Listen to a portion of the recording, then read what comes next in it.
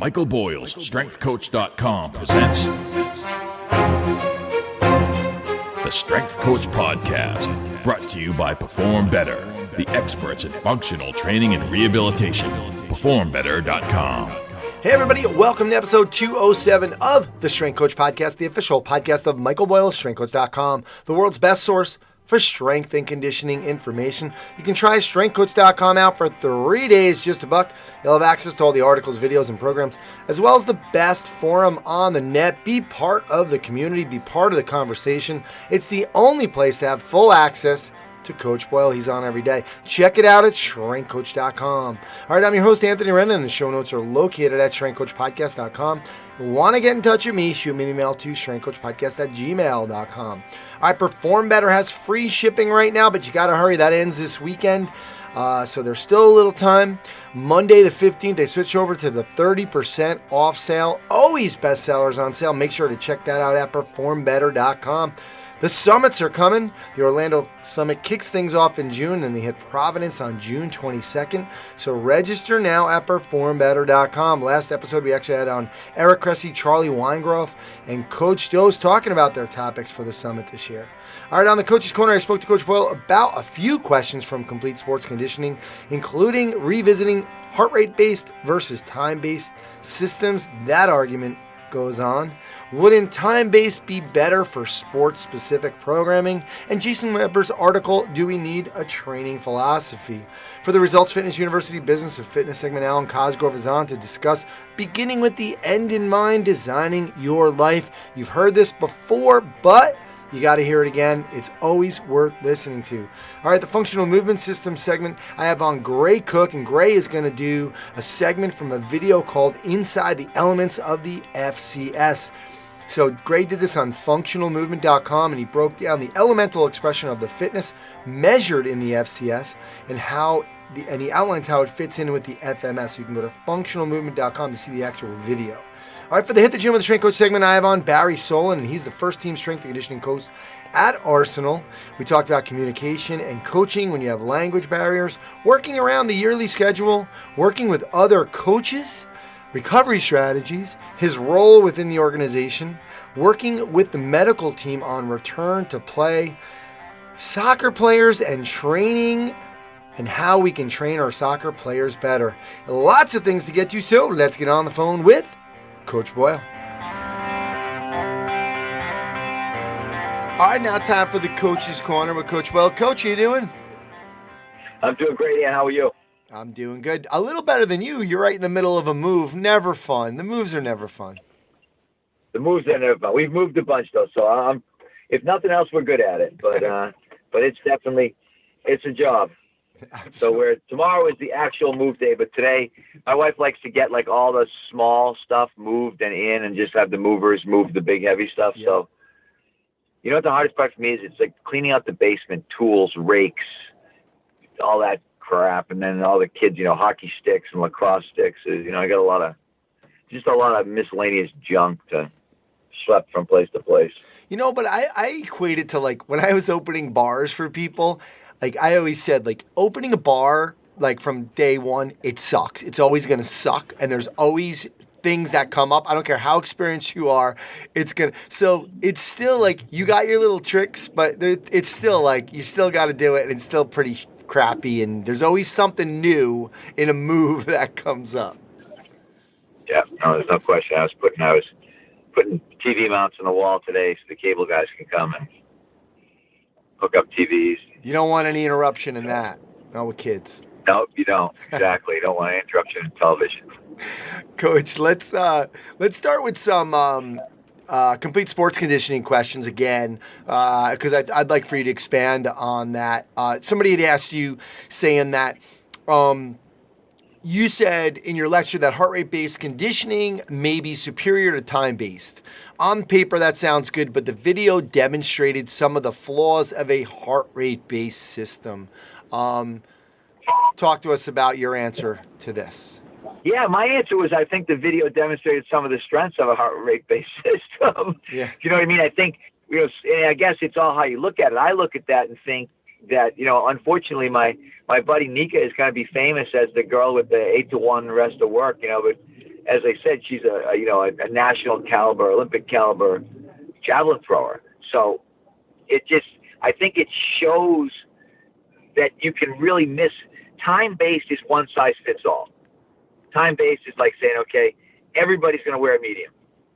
Yeah, it'll fit. The medium people, it'll fit really good. The people that are small, it'll be a little baggy.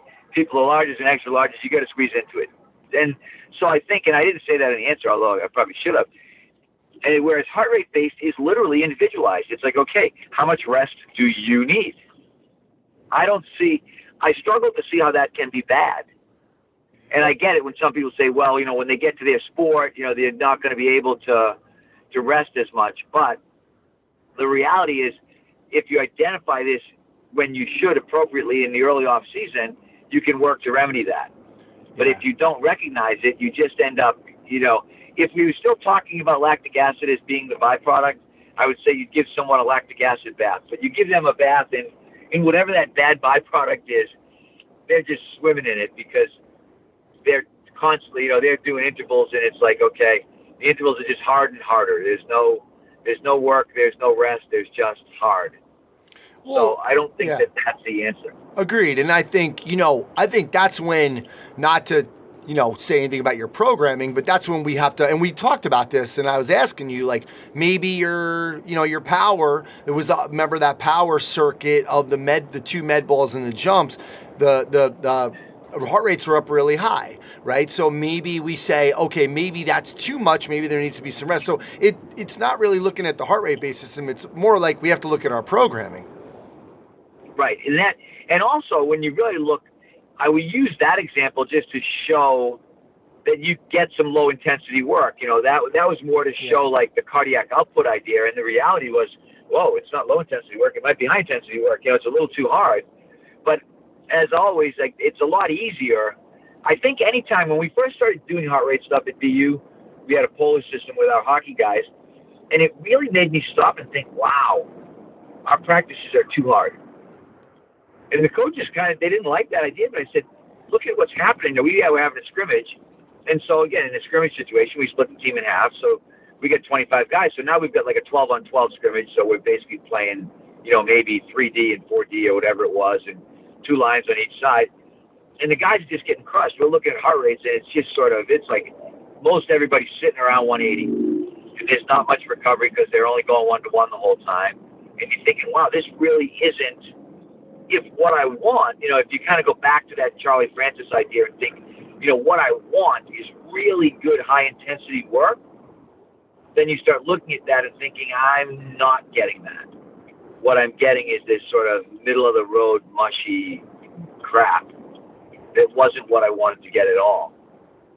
So I think that's a big part of the issue that you have to look at is, I mean, obviously, and it's funny, people probably think, as usual, I'm talking about both sides of my mouth because I'm not a huge analytics guy, but yet I can look at this from an analytics standpoint and say, this is where you've got to be able to look at your data and say, hey, the data's telling me that this is too hard. Okay, I got to slow down. I got to look at, what's going to constitute complete recovery. Yeah, but you're using the data. You're using the data to make a change. You're not just collecting data. So exactly. Mike, what about, these two next questions are kind of the same to me. I feel like it was the same guy, must have been the same guy, kind of wasn't happy with your answer, but he was saying that soccer players, I can agree that heart rate based will suffice for some, but with soccer or hockey players, wouldn't time-based training be better? Some athletes don't have the luxury of getting as much rest as they need or want, but then the next question was, the demands of the sport can create a negative work to rest ratio depending on the work or the game flow. So I don't see how you demonstrated it could be game specific. At times, some of the participants had 2 minutes before they could do another rep of 60-yard shuttles. Yeah, and that's so. I say that I think, and we do this anyway. And I guess maybe that's why I started. I actually wrote a little blog post about this too, and so that we could get it out there. We do at some point move towards a time-based approach. It's just a matter of when. Yeah. And do you need it? But, when you get like with hockey, we're going to get to a point where we're going to run 300-yard shuttles with 2 minutes rest. We're going to be, but even if you think about hockey and you think about 4 lines and timeouts and, when you really look at, again, and this goes back to like the data that in that product about the game and realizing that the Joe Sakic didn't even play 20 minutes. He didn't, he wasn't even at 1 to 3. He was a little bit below, and Monty was 1 to 5, and Madonna was 1 to, I think 1 to 4 or something like that. When you looked at those numbers that we put up from that World Cup game. Yeah. So when you really start thinking about, okay, time-based specificity, and it's the same like with soccer. If you look at walking, jogging, sprinting, I think you really need to look at the data and then ask yourself, are you just trying to make a case to keep doing what you're doing, or are you really trying to improve what you're doing? In my case, I was trying to improve what we're doing. I was not looking at it to validate what I did. I was looking at it to say, am I missing the boat? Like, the cardiac output wise, I wanted to know, like, am I missing something here in interval training? Am I missing something here? Is there something that I should be doing better? And, that's really been my goal all along. And I think sometimes with other people, the goal is, well, this is what I like and this is what I believe. So as a result, this is what I'm going to do.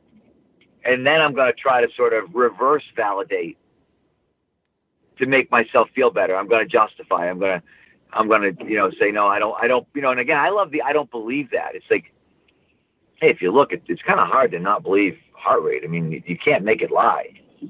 Yeah. It's not possible. I mean, I guess, and again, some of our contrarian friends would be like, yes, you can, you can artificially raise your heart rate. You can give somebody a beta blocker. You know what I mean? Like, yeah. And I get it. I mean, you know what I mean? I know there's ways to do it, but the harsh reality is just that it doesn't really work that way. Yeah. And that if we stick a monitor on somebody, we're going to be able to look at that person with that monitor and be like, okay, this is a pretty good indication. And then we go back to the sort of the other side of what I said is that this is the best available data that we have. I'm not saying it's the best data. I'm not saying that it is the be-all, end-all. But what I'm saying is that it's the best available data that we have at this point in time. You don't have anything else besides heart rate that you can really hang your hat on.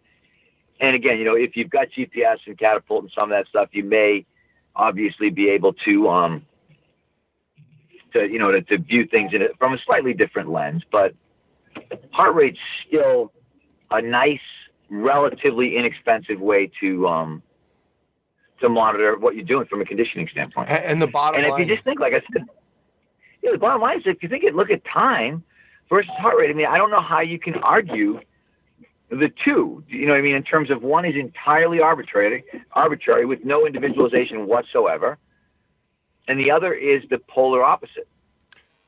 Yeah. In terms of every person is doing exactly what their physiology is dictating that they do at that given time. And then people they start arguing the numbers. Well, why do you use 120?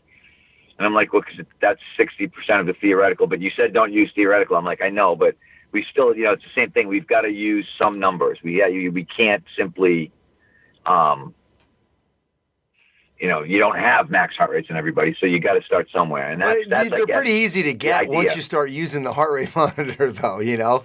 I mean, you can get a max pretty easily. I mean, you could. You're right. I mean, you can. And then another thing is, I got a client that still to this day, he's a doctor, but he always checks his pulse like on his own. He just like grabs it and looks up for 15 seconds and times it by 4. So he figures it out anyway. So like if we wanted to just not be lazy, we could still do it.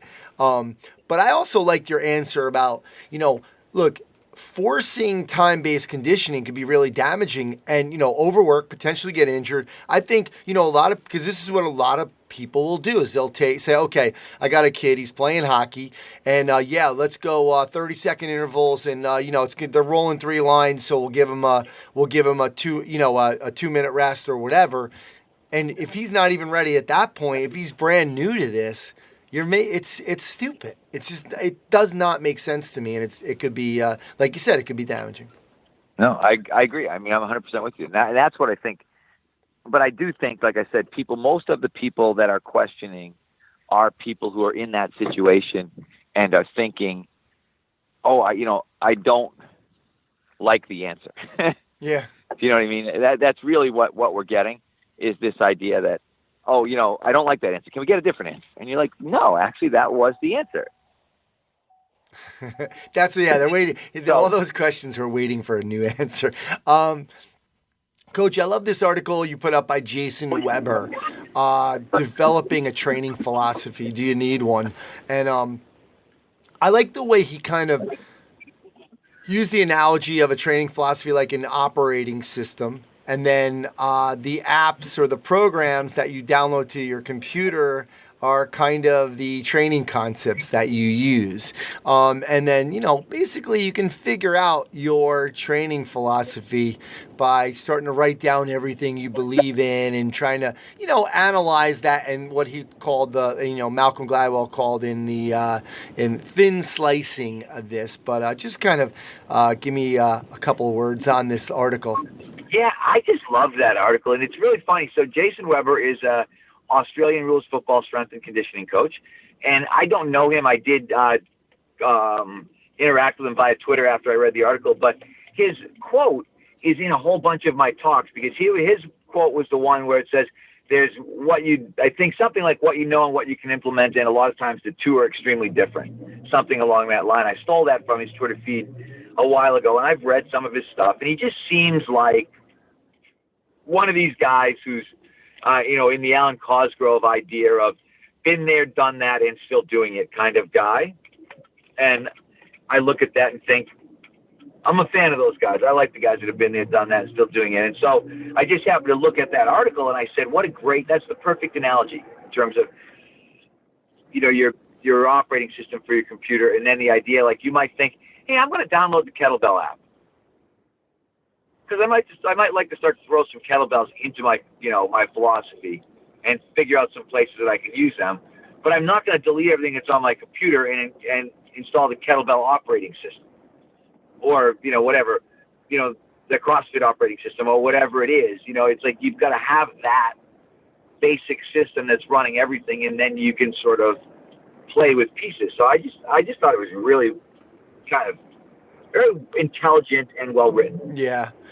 One thing that I was teaching some trainers about kind of in developing their own philosophy, that I think is a little bit easier, was getting them to understand kind of like the big rocks idea, and then almost saying like, listen, okay, if you only had 5 minutes to warm up, what would it be? What would it look like? And then kind of starting to expand from there. Okay, well, if you had 10 minutes to warm up, what would it look like? And then same thing with if you can only do 3 exercises, what would they be? And then if you can only do 5? So you start to understand what you really feel like is important to you. I did a Strength Coach TV at Superior Training in Long Island, in Huntington, and this guy Billy Rahm, he's the owner, and it's going to be out in like a month and a half or something. But he has a box. He has like a box taped in his facility on the floor, and he teaches all the interns. He makes them write a program that they can't leave the box in, because he wants them to understand, like, you should be able to train somebody within this box and without going fancy and using all kinds of crazy equipment and machines, etc. So I like that idea where you're stuck in a situation. That's where kind of it almost like gives you an idea about what, like, same thing with experience, right? Over time, you've been in a million situations. Like, oh, I remember when we were over here and we didn't have any squat racks, so we had to do this. So I love this idea of trying to build that own philosophy. Yeah, and the other idea, the thing that I liked about Jason's, and I probably should think to expand on that, although I have so much like writing going on between my paper and my head, is it's like the idea of you saying, I bought, what most people do is like, I bought a PC without an operating system, and I'm going to try to install my own. You know what I mean? Like, Who the hell would ever do that? Yeah. No one, right? Like, no one. But from a training standpoint, then, I was in Phoenix doing the Perform Better thing, and one of the things I always talked about was make sure you cheat off the smart people. When we had like my cheating class that I want everybody to take, mandatory class at Mike University, cheating, and the important thing about cheating is you got to figure out who the smart people are right away. Like, don't sit next to a dumb guy if we're going to cheat. And that's what I think people kind of fail to, you know, they're so, I guess, ignorant. And I don't mean that. I mean that in the uneducated way, that they literally think like, oh yeah, I'm just going to go to the store and just going to get a computer. And they're like, yo, do you want, Windows, or do you want, whatever what do you want on it? OS 10, Safari? No, I don't want anything. Just give me the computer. I'm going to put all my own stuff in. You know what I mean? You'd spend a lot of time with that computer trying to figure out how it worked, versus simply looking at it and saying, okay, now, okay, I'm going to give you that, you got the computer, you got the operating system. Now I'm thinking, okay, do I want to run Mac programs? Do I want to use Keynote? Do I want to use PowerPoint? Oh, they're pretty similar. Do I like some people say, do I like the Exos philosophy? Do I like the MBSC philosophy? Like, they're pretty similar. They're probably like Keynote and PowerPoint. A couple little things are going to be different, but a lot of it's going to be really similar. And you're going to be okay. That's going to be a really good operating system to start your philosophy with, and then you can. But if you said, I'm going to download, Meathead, for my computer, and I'm going to run everything off Meathead, and everything's all it's going to be about is how much weight you can lift. You're like, that may not work out quite as well for you. That might not be an exactly perfect way to do it. So I think, and that's what I love about the analogy, is that you can look at it exactly that way and have somebody have that like aha moment of, wow, I never thought about that. And that's what I hope when people read it. And obviously it's not, our strengthcoach.com reader in general is a pretty discerning reader anyway. So I think more people will enjoy it than have an aha moment. But you hope some of the younger, newer people that are on there will have that, I get it. That to me is the ultimate. When you get that person who's like, I get it now. Yeah, I think I understand what you mean. He did a good job of listing a way to kind of develop it yourself, and he put the steps in. Yeah. So I think that was a great idea. Good stuff. Cool. I gotta run and download the Meathead app. So Exactly. I love that name. We should trademark that. Yep. You should. Yeah. Meathead app. It's basically it's a program that's entirely made up of bench press and curls. I love it. And you do it every day. Summer's coming, man. I'm going to get it. Yep, and that's good. You only need 2 videos, so it's perfect. There you go. Coach, thanks for coming on. Good luck at the move, and we'll talk to you next time. All right. Thank you. Hey guys, this is Alan Cosgrove, and this is the segment of the Strength Coach podcast where we talk about your business and how we can help you make more money and hopefully help more people. What I'm going to talk about today is I just want to go back for a little bit, because I get some questions from guys on my Facebook group and through different formats, about more clients, more members, more money. How are we going to do this? How's the growth strategy? I just want to take a step back, and it came from Stephen Covey, is we begin with the end in mind. Why are you doing this in the first place? And yeah, I know you want to help a lot of people, and I understand that that's why you get into this, but at some level, you opened a business, and you're not in business to be in business. You're in business to create a vehicle that allows you to really live the life you want to live. But what is that life? You have to take the time to figure that out. What does the dream life look like? So if I could wave a magic wand and have you live the perfect existence, the absolute perfect life, what does that look like? What time do you get up? And I mean, unless you're planning to win the lottery and win millions of dollars, you're going to have to do something for a living. So what time do you go to work, right? So you have to take the time to sit down and think about is why you're really doing this for your life, for yourself, for your loved ones, your husband, wife, your family, your friends. So that it starts with describing a perfect day in your life. What would it consist of? What would you do if you no longer had to work? And what would you do if you did have to work? What would you, if I took care of all your bills for you, and I gave you, you're spending all your bills, you're spending money to have fun, and you could do anything you wanted, what would you do? And hopefully it'd still be involved in fitness somehow, because that's why you listen to this podcast. But so you figure out that life and you start putting some numbers on it. Like, what would it cost to live that life?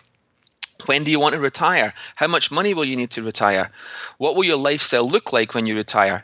Figure that out. Most trainers have this complex plan of between now and retirement, I will accumulate enough money somehow and then I'll be good. Well, that's not going to happen. We need a plan, right? So independently wealthy doesn't mean you have millions of dollars in the bank. It just means you have the money to do whatever it is you want to do and have a lot of fun. So action step is sit down right at the end of this podcast and write down where you want to be in 1 year, 5 years, 10 years. What's the goal of this business? How many members do you want to have? Where do you want to take it to? What does it look like then in 5 years, 10 years? And what are your current frustrations? What are the things we need to fix? And what do you want to change? It takes great people to do great stuff, but it requires this clarity for you to really focus on where you want to go, right? I use the analogy that you're asking me for directions to go somewhere, but you don't really know where you want to go. So the directions don't matter. Really get that target. Really start thinking about what does this business look like and how does that change my life, right? So the strategy for this episode is lifestyle design. I know we've talked about it before, but it's time to revisit it because your goals will have changed. This is Alan Cosgrove of ResultsFitnessUniversity.com. Thanks for listening, guys. All right, now it's time for the Hit the Gym with the Strength Coach, and today I have on Barry Solan, and Barry is the first team strength and conditioning coach at Arsenal. He's been with the club since 2015. Barry, thanks for coming on today. Thanks very much for having me, Anthony. Good to be here. All right, well, longtime friend of StrengthCoach.com and even the Strength Coach podcast. You've been on kind of the art of coaching back in the day. You've been on recently for the Conscious Coaching segment, but I was like, I got to get Barry on for a full look at what you're doing at Arsenal. But let's kind of back up a little bit. I don't always do this with backgrounds, but you know, here you are, you're from Ireland, and then you end up at Athletes Performance, which is now Exos. Then you end up working for, in Poland for them, and now here you are at Arsenal. Just give us a little bit of a rundown of like how all this happened. Yeah, okay. So just probably similar to a lot of people in the coaching field, had a big interest in sports growing up. I actually grew up in a pub in the west of Ireland. My parents own a pub there, so I would have worked there. Kind of used to been around people, and big influence from my parents because they were sports crazy as well. And then was lucky enough to have the main sport here in Ireland would be Gaelic football. So I was very lucky that one of my neighbours up the street was one of the leading coaches. So in Ireland, he would be the equivalent to maybe a coach in the NFL. So from a very young age, I would have been going off to training sessions with him, collecting footballs and filling water bottles and being used to being in a dressing room. And I've just probably been used to being in that space for as far back as I can remember. So then kind of leaving school, had a big interest in sport and went on to university to do sports science over at St. Mary's in London.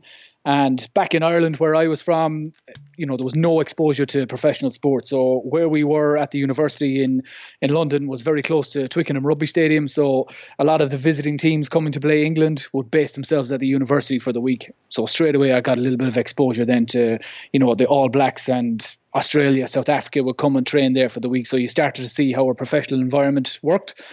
And then really, loved the look of that and thought, right, that's really put a bit of a focus now on what I would like to do for a job when I finish college, and just really loved the sports science stuff at college and all the strength and conditioning stuff. I hated school when I was at school, but then obviously found something you were interested in, and it was easy for me to go to class and get interested in that and read up on stuff. And then the internet probably was kind of in the realm of taking off in relation to sports science back then in early 2000s, and just kind of went from there and looked in then to doing an internship out in the States at AP. A friend put me onto them through the work that they had done with the German national team at the time, so read up some stuff on that, got Mark's book Core Performance when it came out that time, and then it looked like a place where there was a lot of good things happening. So yeah, I went there, and I suppose in dog years there, I got an education that maybe might have taken 10 years somewhere else. I got it there in a 6-month intern program. And, I often back of it now, you're in there at 7 a.m, you're probably not leaving till 7 p.m. And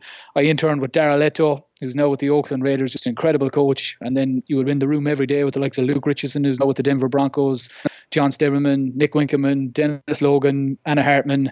So I was quizzing these people every day of the week. And then you just, the education and the experience you had, and you were kind of reading books at the time and reading blogs and on strengthcoach.com picking up information, but then you got to see it in action from morning till evening every day. So it's just an incredible experience, and it just gave me years of I would think of a head start on a lot of coaches in terms of, you know, the guys, even the stuff we weren't doing there.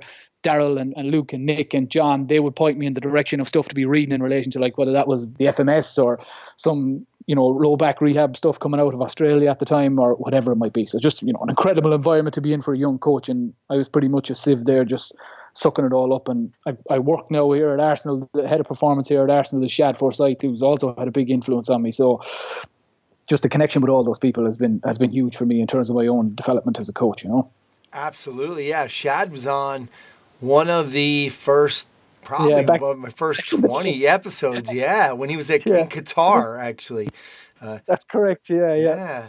Very cool. Well, talk to me about this then, because, like, here's the thing is, you know, like I said, we just had you on for conscious coaching, and one of the things that's really important for you is to really understand that coaching element, only because you're dealing with so many. I think you told me you said you could put the UN flag in your locker room. Talk to us about communication and relationships and your outlook and your buy-in with all of the, because, you know, you're at such a high level too, and how you're handling that. Yeah, it's just a real unique scenario at our place in terms of the kind of makeup of the squad. If I go back a couple of years before that, I worked for Exos. I worked with the Poland national team in 2012 at the European Championships, and we had, you know, a handful of players there who would have spoken good English.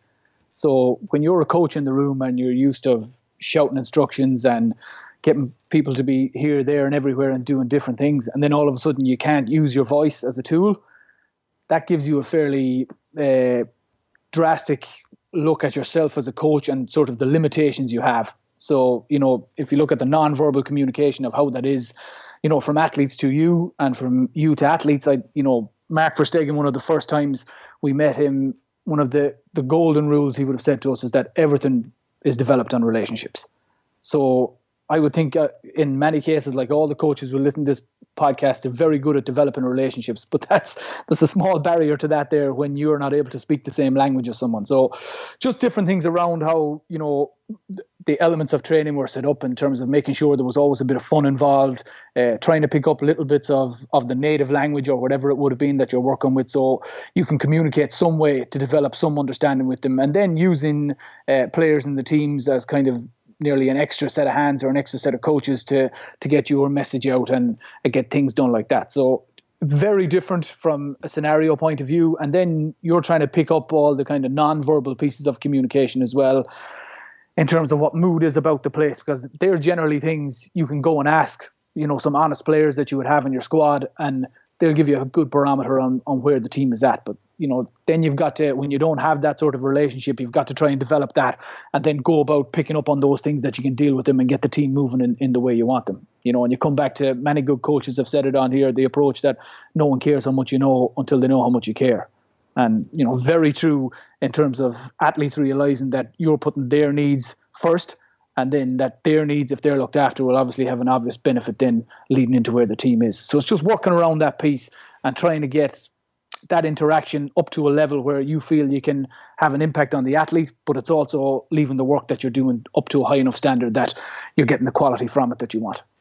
Love it. Now, let me ask you about when you were in Poland and you're talking about that when there wasn't a lot of guys speaking English, did it give you a better sense of really understanding your body language and what was going on, you know, with your like smiling, etc.? Did you have to kind of work on your body language? Oh, yeah, for sure. And I would be pretty much an upbeat guy anyway, like most coaches. But you start to realize then that, you know, if you're used to have been in the gym shouting and roaring and getting the place going and having good energy, you know, that's not going to work when people can't understand what you're saying. So, you know, we would have done a lot there in terms of letting the guys be in charge of the music. So I hadn't a clue what music was or what some people were saying, but that changed after a day or two. That changed the energy in the room pretty significantly. You know, then we would have used equipment, say power blocks or colored kettlebells or things like that. So I could get colors across the guys in terms of weights that they should be lifting. and just different bits and pieces that we've used around that in terms of developing that, but I suppose trust from my point of view, in that they realize that, this guy might not be able to speak the language, but what we're doing here is pretty good, and I feel good from it. And then adjusting stuff individually for players when you've seen it, even though you mightn't be able to speak the language, you're kind of lucky in our role in that you can certainly teach someone how to move better, or, get a quick response from somebody by a certain stimulus that all of a sudden then you may not be able to speak it, but you can see it in their eyes in terms of somebody saying, yeah, this feels good for me, and I like what you're doing here, Absolutely. Good stuff. Barry, you guys, the schedule that you guys have is a little crazy. You're in the Premier League. You guys start in August, and it goes until May, end of May. And then, every other year there's either, World Cup qualifying, European championships. It's really almost like 365. Talk to me about, just first with your schedule for Arsenal, how your week looks and how you kind of organize everything. And then talk to me a little bit about dealing with that crazy year-round schedule.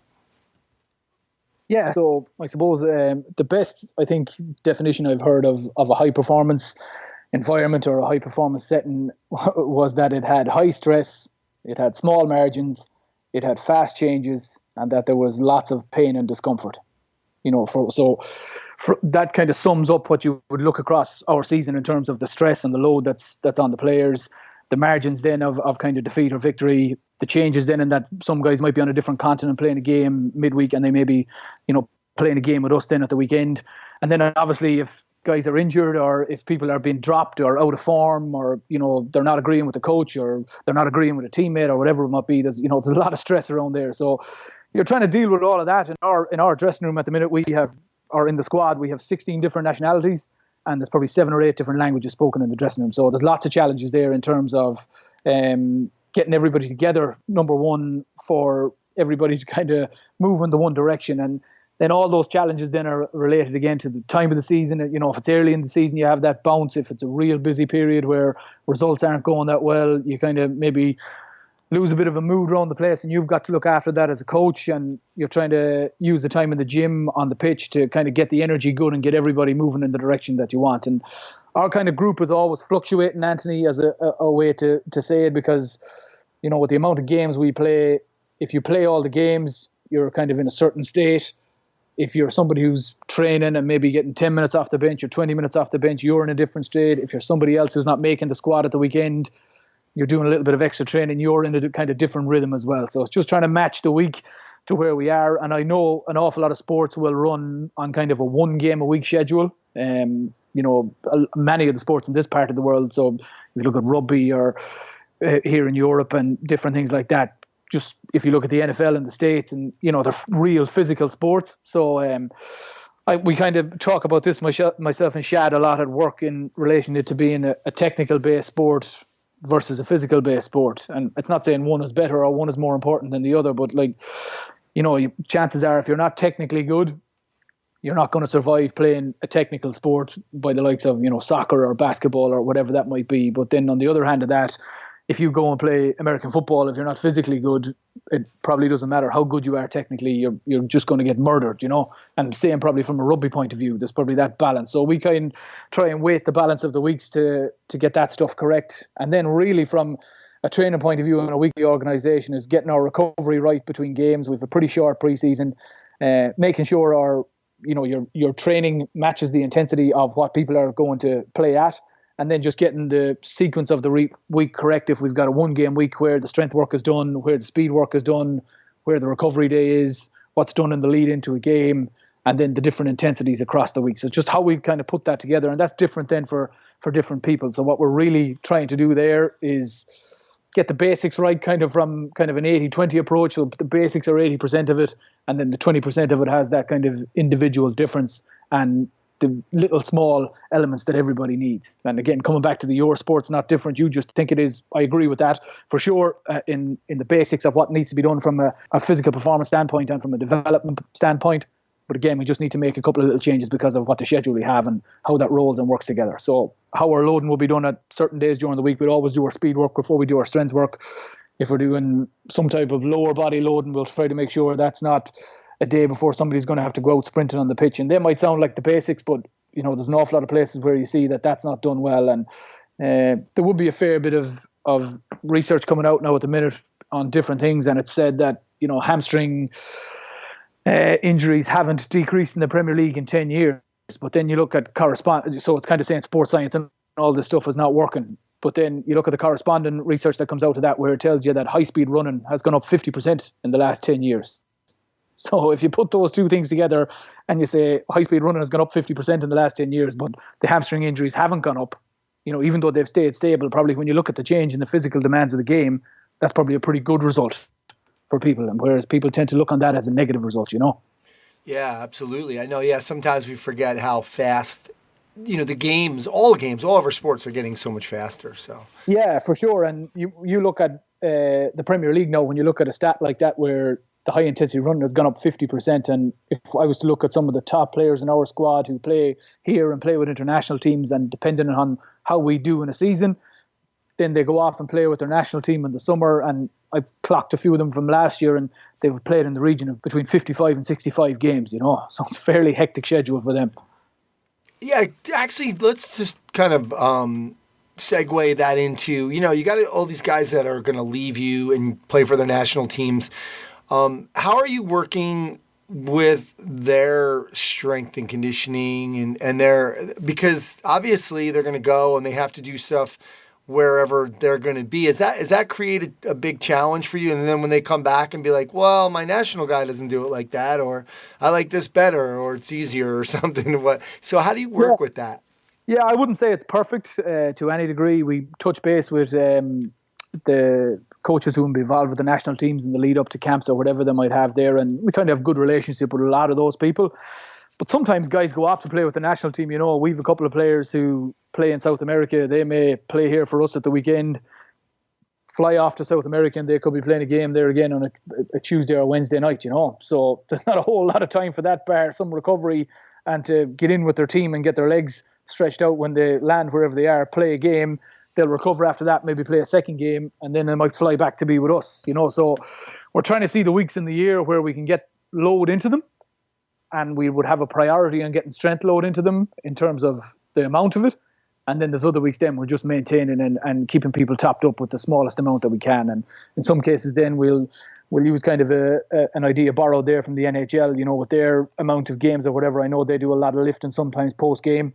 So we've tended to do that as well with some substitute when very hard to do it on the road, but with some substitute when we have them at home. And we've got a little spot at our stadium where we can just get guys in and lift straight after the game or whatever. And it's clocked a day early to get another night in bed before they might lead in from a midweek game to a game at the weekend, So it's just kind of organising the schedule on weeks like that and how we do it. And you're coming back to the communication piece again with the national teams and trying to keep everybody on the same page and having clarity around what you need guys to do when they go away with them, or whatever prep work we find they might do for activation or before they go on the pitch, that they carry that out when they go with their national teams as well. And we'll speak to the players on that and try and link in with the coaches then on the ground there.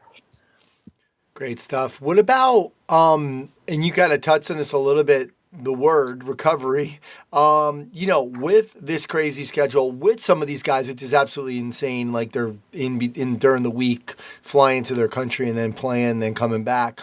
Recovery's got to be a huge part. And by recovery, obviously we mean everything, nutrition and sleep, and then whatever recovery modalities. Can you just give us some of the things maybe, that you guys or you like to use for recovery? Yeah, I think, number one, seeing some research in this as well, is that the better shape and the stronger our athletes are, the quicker they'll recover and bounce back from different stimuluses in games and training sessions and things like that. So coming back to our basic strength and conditioning in terms of that being the first line of defense against injury and leading into recovery. So to make sure we have that box ticked and that everybody is doing that regularly and that we have targets set for players there in terms of what they need to lift in relation to their body weight. And then looking at, sleep and nutrition, two basic things, like in terms of, sometimes people may train a little bit later, or they may be given an extra hour in bed or whatever the day after traveling. And sometimes we'll try and get back the night of if you're traveling playing in Europe, and people might have the following day off. And then looking at the other stuff then in terms of, regular massage, good hot and cold treatments and work in the pool,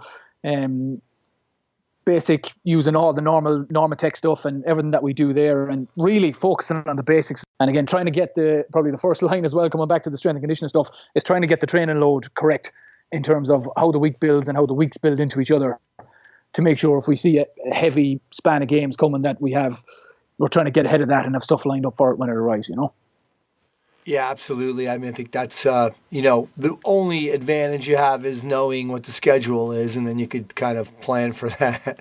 Yeah, and you're basing a lot of your recovery around then how much somebody has played, So if we've got somebody who's played 3 90 minutes in the space of 7 or 8 days versus somebody who sat on the bench and maybe played 3 20-minute slots or 3 10-minute slots, it just leaves them in different places. So we use a lot of screening then, in terms of the regular stuff that will be done, a day or 2 days or 3 days after a game or whatever it might be, depending on the schedule. And we've a lot of points of data on that in terms of working off, trying to get a status of readiness on players and finding out where they are, and then using that to inform the training process then. And I think that's probably a little bit of a beef that some people have with all the data that's being collected, is that it's not being used. So that's something we try and do as good as we can in terms of using that data to inform training load. And whether, I remember Mike wrote an article there a couple of months back on the difference between, your speed power type athlete and your runner type athlete. And we have those in our team as well. And you have some people who can run at, very high speeds at 10 meters per second, and you have others who could never hit that. So we just look at that then from a recovery point of view. And if somebody needs an extra day of recovery between games or another day off feet or whatever that might be, try and roll it around so we get as individual as we can with that type of stuff, and nobody gets lost in the data there or in the schedule, that they end up having a schedule that's, not good for them. Absolutely. Just let's kind of segue that into it now with the technology, and how much that, you feel like is useful. And then like from that perspective, you guys are obviously using that, but what are you as the strength and conditioning coach, which data do you find the most useful? I'm using a lot of the GPS stuff in terms of pitch load to see where our intensities are at, and in terms of tracking details there, and if it's somebody who's a returning athlete, what their load is like, and then if it's a preseason and you're building up, what that load is like. I think Tim Gabbett, who's done a lot of the stuff on training load and stuff like that, has a nice way of putting it in terms of drinking beer. He says, for a build up into a preseason or whatever, if you've done no training, he equates it to not having drank for a while, and then you go out and have 5 or 6 beers, you feel drunk. So, but he says if you go and have 2 or 3 beers a couple of times and then have 4 or 5 beers, and all of a sudden you're able for it a little bit more. So the same with our training load, is just to try to build people into it gradually. And then from a standpoint of that, using your GPS then to calculate loads, then to make sure we're hitting speeds and make sure people are sprinting in training. So when they have to go and sprint in a game, they're prepared to do that. And then building up across your high intensity meters in relation to your position and what positions you play, and making sure that your practice, not just in my role now at Arsenal, but in other roles, your practice is giving you the numbers that you need to match the intensities that you're going to play at. So it's preparing the athlete for the path, Absolutely. You guys have such a big staff. How is that like in terms of, okay, how much of a role do you play in, okay, coach, you guys are running too much, or you're not running enough, or I'm going to take this running, or, how is that communication playing out? Because you have such a huge staff and so many pieces.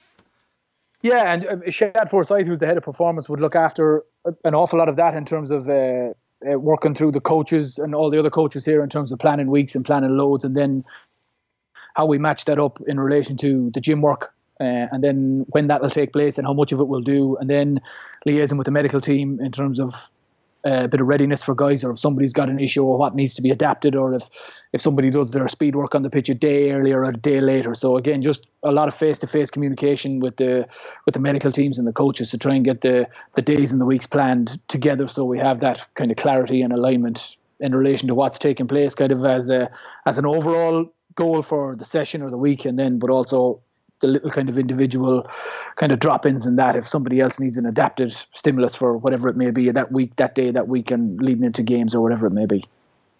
Good stuff. How involved are you in the, again, with the big staff, and, you got Shad there and you have your medical team, but what's your role in terms of rehab and return to training, return to play as well? Yeah, I work with pretty closely with the medical team in relation to guys who are out short-term, long-term, whatever it may be, and we've had a few of them, unfortunately, in the last while.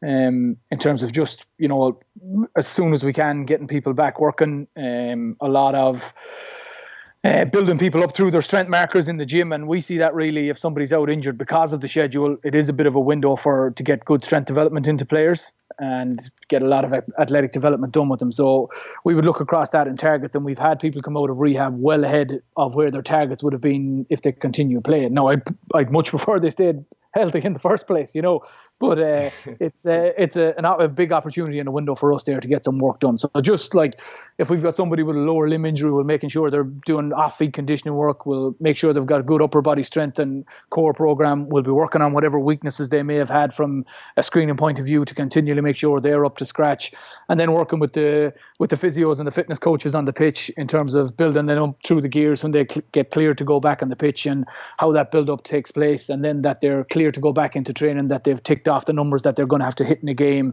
in terms of their speed intensities, their volume of high intensity running, and how that builds back into where they're going to be back in and clear to return to the team. Love it. Talk to me a little bit about, because I'm not as familiar with your system in terms of the academy. You guys have what's called the academy, which I'm assuming is kind of your minor league type of. It's like probably similar to that, right? Yeah, so we've a very good sports science and strength and conditioning academy headed up by our department, headed up by Des Ryan down in the academy. And we've got a number of players there who really, in some cases, because if we buy a player, we've bought some players, Anthony, since I've arrived, who've never really stood in a gym or been in any type of a structured training program. So some of our academy players would have a higher training age than some of our first team players. So we could be looking at a couple of players now who've transferred up from the academy into the first team squad. And they've come in and been, stronger than players in the first team squad just because of the history they've had and the good athletic development pathway that they've went through there. And Arsenal has produced a lot of those players from our academy that are playing in the Premier League, either with us or with different teams where the players have moved on from the club. So I liaise with the academy there in that department with we have 3 or 4 players who are in that area now, kind of transferring between coming out of the academy, a year or 2 out of the academy, and 1 or 2 more who are kind of on that pathway. So just working with the coaches there in terms of their athletic development and where they're at, and then where I can start to take them on when they come into the gym with us. And we've a range in our squad now of players coming from kind of South American or Spanish background where there would be a heavy emphasis on skill development and all your fitness and conditioning would be done on the pitch and not a lot of time spent in the gym, to other players then probably from our part of the world in the UK and Ireland who've spent a bit of time in the gym growing up. They've been in our academy and then they come into the first team and they're naturals in the gym. You kind of, they know exactly what they need to do. So it's just we need to get that balance right in terms of training age and how we stimulate those guys, because in a lot of cases they've been on a good pathway and I want to make sure they keep on that pathway rather than it turning off a small bit because of the volume of games that we have. And I still see those as kind of more developmental athletes, even though they're in our first team, that we just still have that pathway for them to progress in the early years of their career with us.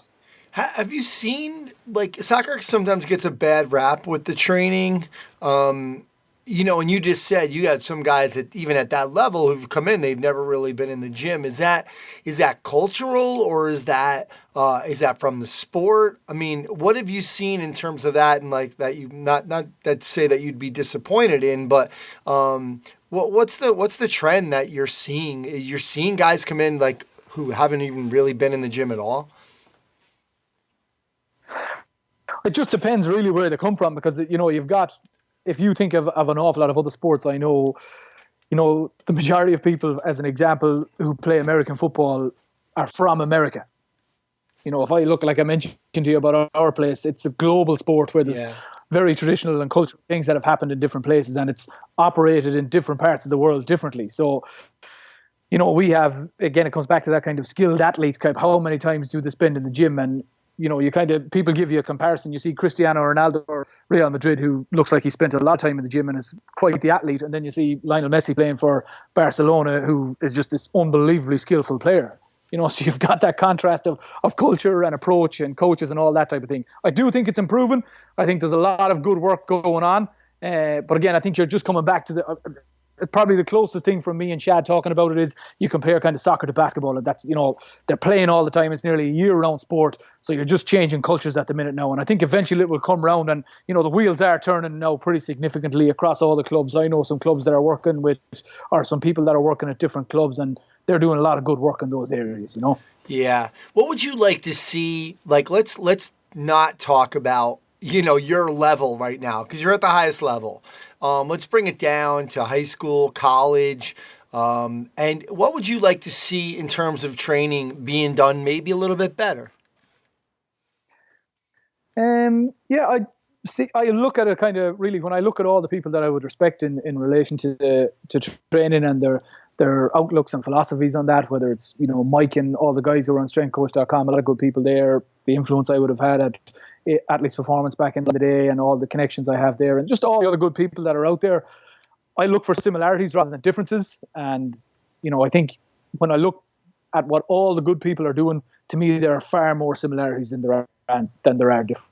So I very simply getting the basics right, number one, starting off with some type of a movement assessment. And I know the FMS takes a bit of a bashing all the time, but I think it's one of the most misunderstood things in our field, in terms of doing some type of a screen or whatever it might be. I worked with golfers before and used the TPI screen. So I don't care what you do. It's just you need to be doing something to assess how efficient somebody is moving. So it's giving you a window into how you can train that individual. And and I've never heard Gray Cook say he wants everybody to be lying down on the ground, foam rolling and doing corrective exercises for an hour. That's not the case. So just building off that foundation, and then just getting the basics right from a strength training program, and whether a good lower body strength training program that has a good balance across, knee dominant, hip dominant, double leg, single leg, good posterior chain work again, same thing, double leg, single leg, hip dominant, knee dominant, same with your upper body, push, pull, vertical, horizontal, real solid core work, good organization of that over the week. I think a huge window we have is in the warm-ups with our teams, and the amount of deceleration work. I'd be a huge fan of that in terms of decreasing the incidence of rolled ankles and ACL injuries and all that type of stuff that you see. And I know in an awful lot of cases where people apply that stuff daily, they've worked with teams for 5 and 6 years and haven't had an ACL. Because I think Nick wrote an article many years ago where he said ACL injury prevention training is just good training. Yeah. And if I look across all those people that work in those spaces, if I would look at a program for many of them, I think 80% of that program is the same thing. It's just done in a different way. And, you can kind of get lost with all the stuff now that's on the internet in terms of, reading up on training stuff and all the different things that are done there. But for me, field sport athletes or team sport athletes, that kind of 80-20 rule, and that 80% of them need to be doing the same thing. I don't mean that from you bunch everybody in, you're looking for a square peg in a square hole, whether that's somebody does a safety squat or a split squat or a rear foot elevated split squat or a trap bar squat or whatever it might be for their knee dominant exercise. That doesn't bother me as long as it's the right one for that person at that place and time. So it's just finding that individual thing, but it still fits into what your outlook is on training in terms of what you feel is important for an athlete to be able to do. And then, lifting weights at different speeds at different times of the year. So you have that little bit of periodization built in there to get the basics right there. I think you need quality speed exposure on the field, because if you've got somebody who's not sprinting in training, or, this craze seems to be at the minute for the past while using small-sided games for conditioning, it's great for, you get a bit of fitness development and technical development if people are playing the sport in a small area. But if you're in a 20 by 20 meter box, nobody gets the chance to open up their legs and do a flat sprint. And then all of a sudden they go and play a game where they've got to chase up the field after somebody, or in a rugby, somebody breaks through a line and somebody turns to go after them, and they pull up with a hamstring strain or a calf strain or whatever it might be, because they haven't been exposed to that in training. So I just think regular exposure of that and getting your weekly load correct across it, there has to be some type of intensity there that prepares you above match intensity for what you're going to see in a game. Yeah, the combination of both of them then, and how you put your weeks together based on your field loading is intertwined with your gym load, and your speed loading is intertwined with that also, and how you kind of put all the pieces of the puzzle together to get the best result at the end of the week. Love it. I agree with you on that, on the 80-20, and in a lot of different ways. I think you're right in terms of, there's so much that people are saying that is similar. And being in the golf world, and you actually have done some TPI stuff as well. Being in the golf world, it's same thing. It's like, look, we 80% of what we're doing, we would do for everything else. But, look, we have to work on maybe some hip mobility or thoracic mobility with you and maybe some stability and understanding, kind of putting those two together. That's our 20, and it's funny because a lot of people want to go the opposite direction and think that they need to be 80% specific. So you make a good point on that. Yeah. Yeah, and I remember being on the TPI course at the time, and it was the first time I had seen the kind of the biomechanical analysis of the golf swing, in terms of the sequence of the swing. Yeah. And basically what they said is, look, you've got all these different swing styles, but when we assess them, they're all doing the same thing. Their hips are turning first, then their shoulders are turning, then their left arm comes through and hits the club strikes the ball. So, very similar to what we would look at from a training point of view, or even from a warm-up and activation point of view. Like, we'll try and make sure there's good hip extension mobility for everybody. We're going to try and make sure there's some type of glute activation work. We're going to make sure there's some type of hip flexion patterning. We're going to try and make sure there's some core activation. We're probably going to have some type of a squat or a hip hinge pattern in there as well. And then we may have one or two things that are needed individually for athletes. But, if you're telling to me every athlete is going to benefit from some type of thoracic mobility, core stabilization, and good hip extension mechanics, that's going to clean up 80% of your problems in a lot of cases. So it's just trying to get that balance right in terms of how you put all that together in the week for people. Good stuff. Another controversial area, we'll finish up with this, is kind of the conditioning and developing fitness for soccer players. And it's almost like a lot of people feel like sometimes a lot of soccer coaches were like boxing coaches, where it's like, yep, we got to get our road work in and just sit out there and just do, get the miles in. Talk to me about your philosophy on conditioning. Yeah, I think a lot of that has changed. Just from what I've seen from good people that I know are involved now. Obviously you've had some great podcasts there on that as well, with the likes of Dave Tenney and Joel Jameson on the energy system stuff. And, I've heard Derek Hansen talk on it as well, and Dan Baker Derek with the tempo stuff, and Dan with the MAS stuff. So yeah, just the overall planning of that and how it where people are at, and then what stimulus you're going to give them to get them where they are. So, simply from a soccer conditioning program, somebody returns a preseason, you're going to start them off with some type of linear work. There's going to be a heavy skill emphasis. You're going to let them open up their legs. You're gradually going to increase then include some type of change of direction work that's controlled, and then that's going to progress to be, uncontrolled. But again, I think one of the benefits of being a coach is trying to pick out where they are and trying to find that level of where the team is at and the different levels that are in it. And again, if you look across, any sports team in certain positions are going to run more than people who play in other positions. So the one size fits all bucket is not going to work there. It's going to work for a little bit at the very beginning to get everybody up and running, but some people are going to need to go up through a little bit of higher gears than other people would have. So if we take a soccer player, for instance, somebody who sits and plays a central midfield role, or somebody who plays a central defender's role, is never going to cover the same ground as somebody who might be an up and box-to-box midfielder or a right back or left back who are up and down the pitch all day long. And then you look from a training point of view, if you play games of training, they get that type of stimulus at training as well. So just, to me, the demands of training have to be built into leading up to meet the demands of the game. And, obviously technology plays a part in that in terms of the ground covered and being able to monitor that from a GPS point of view and see what type of intensities people are exposed to, and then start to build out your program from there in relation to people getting to the levels that they need to be at. Absolutely. The data does allow us to really, truly look at the demand of the support.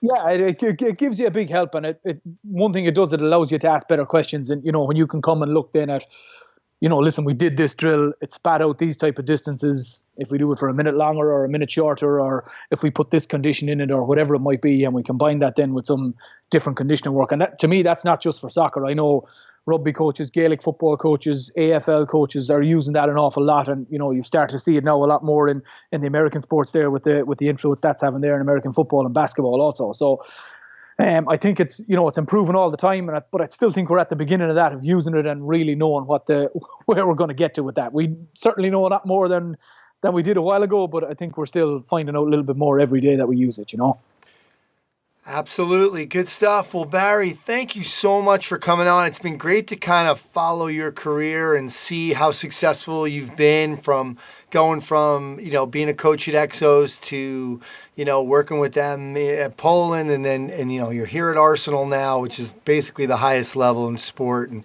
it's just so great to see all the things that you're doing and how quickly you're becoming one of the leaders in our field. So thanks so much for coming on and sharing what you're doing.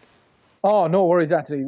Thanks a million for having me. I hope people can understand the accent there when they're listening to this. And I've lost count. I'm sure you have over 200 podcasts now at the minute. So I've lost count of all the good people who've put podcasts there. So just a big thanks to them for that as well. I've learned plenty listening in from afar now the last number of years, So thanks for having me.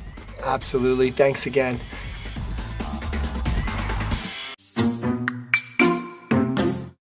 The FMS has given us a way to look at fitness in a completely different way. Whether the fitness level you need is that of a pro athlete or a military operator or somebody who just wants to have a long and fruitful active life, fitness is a pretty big circle. At the very center of that circle is health and function, believe it or not. So if you're not healthy, if you have pain or issues with that, that's a different problem. But what we realized is one of the biggest problems in fitness discussions, in fitness programming, fitness methodology, was the fact that the central hub of that wheel was a little bit broken. What do I mean by that being a little bit broken? Movement literacy. Movement literacy is your ability to read and write movement patterns. Literacy in reading and writing is your ability to read and write letters, form sentences, and create paragraphs in communication. Well, movement literacy means not only can you identify a squatting or hip hinging or pushing or pulling pattern, you can reproduce it as easily as another person. If with the same information you cannot reproduce it, you have a dysfunction. It doesn't mean you're a bad person, and it doesn't mean something's necessarily broken, but it means today you can't read and write single leg stance. You can't read and write reciprocal shoulder mobility. So we had the audacity a long time ago to try to clear that up and offer up a little movement screen, and it's been both complimented and criticized, but we just kept on that journey trying to say that most of your questions about fitness may be inappropriate if you're not reading and writing movement patterns right. Now, once we know you can read and write movement patterns, we'd love to ask some questions of your fitness. And if we're going to basically base that technology on the same technology that we use the FMS for, which is how does a baby learn to move? Well, they go through developmental progressions and stages and milestones, and they explore their environment through locomotion and manipulation. Locomotion is moving your body, and manipulation is moving other objects. And it starts with rolling and it sort of winds up with running. But if we were to look a little bit deeper, from this movement literacy, you get 4 fundamental movement capacities. Now, you could have a lot more, but I'm pretty sure you can't have a lot less. And I think some of the discussions in movement and the movement systems in our body are so complex, why should we overcomplicate them? There's an old proverb that says, man thinks, God laughs. And so I think that's our axiom, to keep it simple, and let's do that. If we go up here, most 3-year-olds are pretty good at crawling and climbing, okay? What does it take to crawl and climb? Single limb competency. If you have one shoulder that's dislocated, you're not crawling or climbing today. And if you are, it's not going to be safe or productive. So looking at single limb competency, I don't have to have a test for a bear crawl or something like that. That may be how you choose to fix it, and that's fine for you. We love it for people who need it. For people who don't, you should probably be doing something else. But crawling and climbing is something that every child does with minimal or no instruction, but it is that reciprocal movement and that independent limb competency. Postural control, or carrying.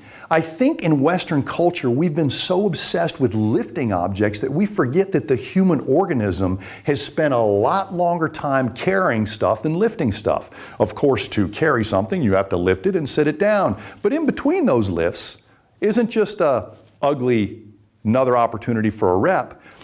We carry the things we value, our kids, our weapons, our tools, and our food. And if we look across any culture, all their lifts won't be the same, but most cultures have carrying responsibilities. And what's the difference in a carry and lift? Well, a lift exploits your prime movers and your stabilizers, but a carry really presses your stabilizers. I've often said this in workshops. We can all do more deadlifts than we can do good deadlifts. And the difference in a good and bad deadlift is not your prime mover, it's the way you stabilize, the way you organize. Or, a cliche, your technique. The minute you lose posture in a lift, we know you can do the lift because that's a biological reserve built in you for safety. But don't exploit that every day because your brain most often remembers the last rep you do. And if it's ugly, you just hit save on a document you didn't want to hit save on. So what we realized is a test that really helps us identify a strength problem in you is when your carry strength or your carry ability is far less than average. I'm not confronting your workout or your program. I'm simply saying if you've been on a strength training program and you can't carry at least an average rate, I should be able to question that program, or are you broken and not consuming that program with a good movement environment? The next way a 3-year-old interacts with their environment is explosive control.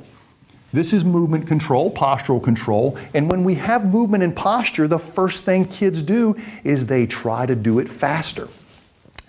A jump is a great example of that because gravity affects all bodies equally. And by the way, kids don't jump on or over to anything. Usually kids climb up onto something and jump off, thus doing their eccentrics, engaging their environment first, hardening their body and learning to control their explosion, and then learning how to reproduce that jump. Power, work, coordination. Think of these things.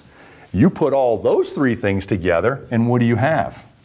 Sort of a recycling situation, and believe it or not, sometimes the best recyclers in our environment are the best runners in our environment, because what do? They put a little energy into the earth, and they get some of that back. This is energy storing, or impact control. Now, a lot of people will want to debate this, but the whole point is making it as simple as possible. And most 3-year-olds not only express fundamental movement patterns in literacy all the way up through gait, they can crawl and climb, demonstrating reciprocal coordination of the limbs. They can carry objects, demonstrating postural control even with loads. They can handle explosive maneuvers like throws and jumps. And when given an opportunity, they can put their energy into the environment and harness some of that back and put it in again. And they can recycle that. Well, believe it or not, these things are measurable. They're measurable at a high degree with force plates and 3D motion capture, and they're measurable at a very low degree in a simple, user-friendly test paradigm. We call this the Functional Movement Screen, FMS. And these elements around here are the Fundamental Capacity Screen, FCS. We have fundamental fitness capacity. And if I had to pose the question this way, regardless of all the debates, I can measure the fitness of a 3-year-old, not by the skills or activities we taught them, but in those 4 capacities.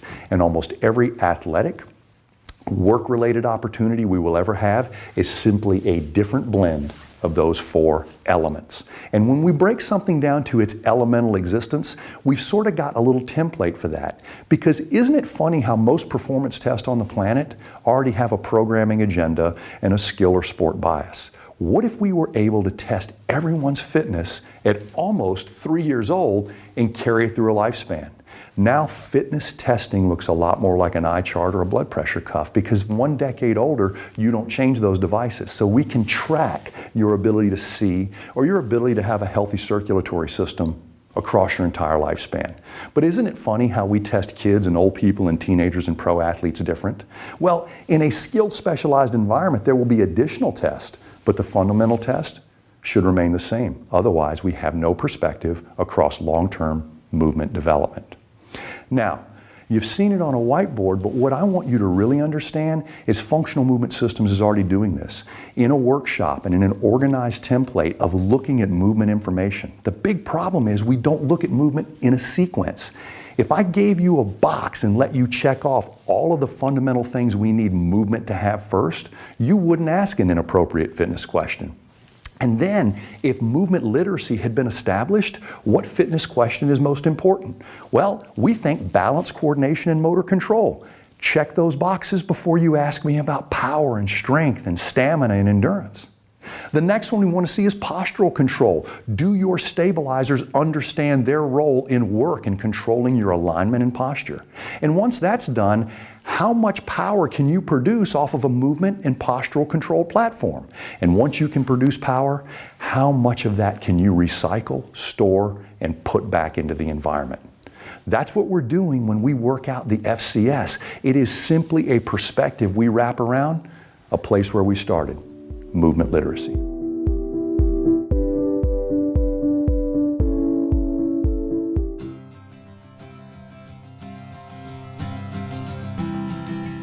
All right, well, that's going to do it for episode 207 of the Strength Coach Podcast. Special thanks to Chris Porter and the folks over at Perform Better. You can check them out at performbetter.com for all their products and info on their educational seminars. Perform Better has free shipping this weekend, so there's still a little time. And on Monday the 15th, they switch it over to the 30% off sale. Always bestsellers on sale, so make sure you check that out. The summits are coming. Orlando Summit kicks things off in early June, then they hit Providence on June 22nd, so register now at performbetter.com. Thanks to Coach Boyle and Barry Solan for sharing their insights and philosophies into the world of strength and conditioning and performance enhancement. Alan Cosgrove for the Results Fitness University Business of Fitness segment. Check them out at resultsfitnessuniversity.com. Great Cook and Functional Movement Systems. You can check them and that video out at functionalmovement.com. And of course, remember, you can try strengthcoach.com out for 3 days, just $1. You'll have access to all the articles, videos, and programs.